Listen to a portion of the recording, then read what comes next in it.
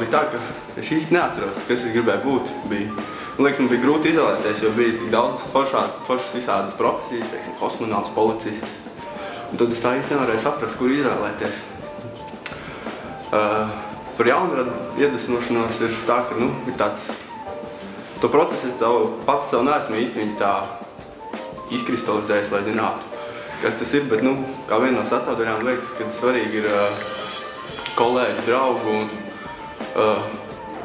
komunikācijas starp viņiem, starp draugiem un uzzināt tieši viņu domas. Un tad tas tieši kā papildus motivācija, kā papildus iedvesmojums šajā procesā. Tad nākamais solis, pats pirmais ir vispār jāatbalst diploms. Un tad jau tālāk aktīvi jāņemās, un tad jau redzēs, kas būs.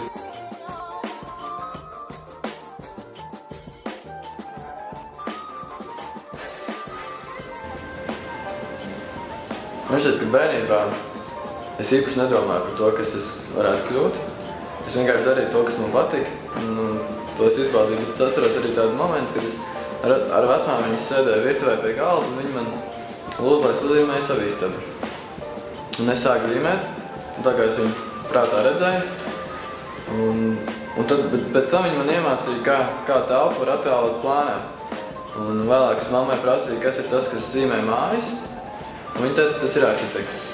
Man šķiet, ka tas bija tas pirmais brīdis, kad es iegaumēju to vārdu. Iedvesmot man var... Ir maz lietas, kas man nevar iedvesmot. Bet man ir svarīgi, lai tā iedvesma noturētos... Es domāju, visiem arī ir svarīgi, lai tā iedvesma noturētos visu to procesu laiku. Un tāpēc ir labi, ja tu visu laiku redzi to rezultātu.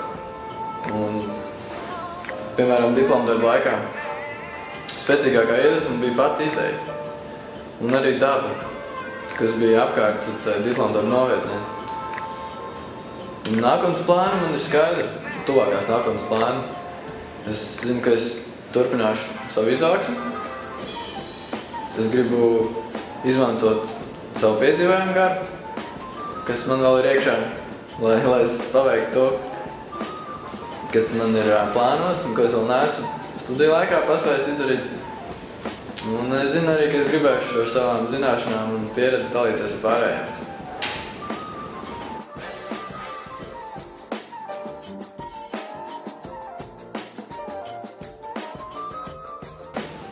Bērnībā es nedomāju par to, kas es gribu būt. Es par to sāku domāt 12. klases nobeigumā, kad kaut kas bija jādara. Un tad man izvēle arī krita uz arhitektiem, jo, iespējams, tā ir tāda netradicionāla lieta un kaut kas savādāks. Kas man iedvesmo jaunradē? Principā es vairāk cenšos iziet no tās vietas, kaut kādiem aspektiem, vides, kurā es kaut ko veidoju. Un tas arī ir tas, no kā es visvairāk cenšos iedvesmoties. Protams, tur bija citi aspekti, tur, piemēram, māksla, mūzika, cita arhitektūras darba, bet, pamatā tā ir vide.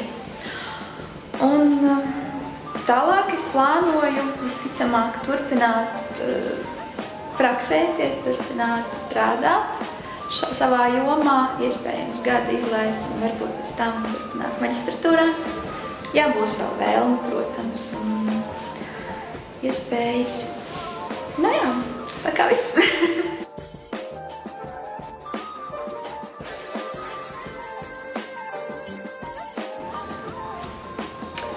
Bērnībā es neatminos, cik tas bija apzināti, bet es atceros faktu, ka es visur gāju līdz savam tētim, kurš ir arhitekts, un pie viņa darba kolēģiem es visiem teicu, ka, kad es izaugšu liels, tad man būs bārdi, pliks pauris, un es būšu arhitekts.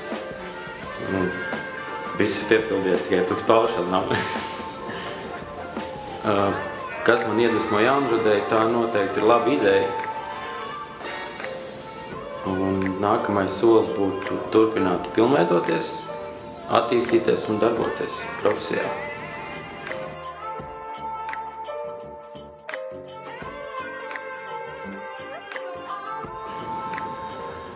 Bērnībā es gribēju kļūt par lielu direktoru. Es Man nebija ne jausmas, kur tieši es strādāšu, bet man liekas, ka tagad es zinu, man ir ideja, kur es varētu strādāt. Kas man iedvesmo jaunrādē? Tas ir tāds interesants jautājums. Man liekas, ka tas ir atkarīgs no kāda konkrēta projekta vai uzdevuma. Mācības laika man visvairāk iedvesmoja nodošanas termiņi.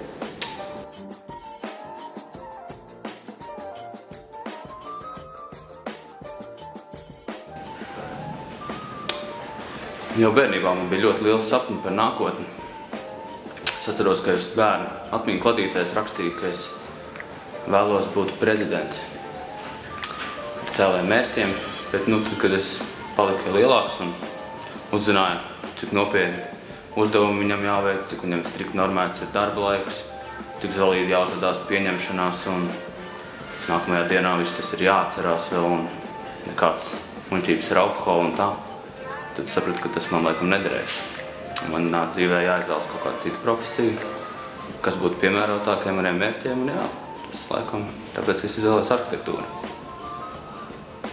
Par to, kas man iedvesmo jaunradē, jā. Visādi domāju atbildēt šo jautājumu ar tādiem bērnišķīgiem meliņiem, par to, par draugiem, mūziku un tā. Tad es sapratu, ka tas ir lieki nav ko melot sev un jums. Jā, man iedvesmo jaunradē alkohols lielā mērā. Tas man liekas skaisti. Par nākamajiem soļiem nākotnē, jā, es domāju, ka ļoti nopietni ir jāpievēršas jaunradē.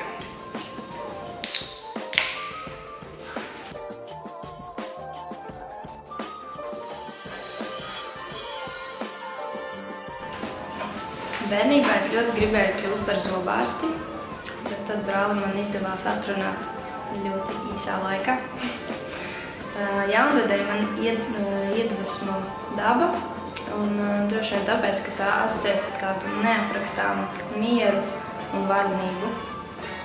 Un mans nākamais solis ir atrast darbu, cerams, ka tepat Latvijā, kurus var izmantot savas spējas un iegūt tās iemaņas, lai radītu tādu vidu, kurā būtu patīkami dzīvot. I got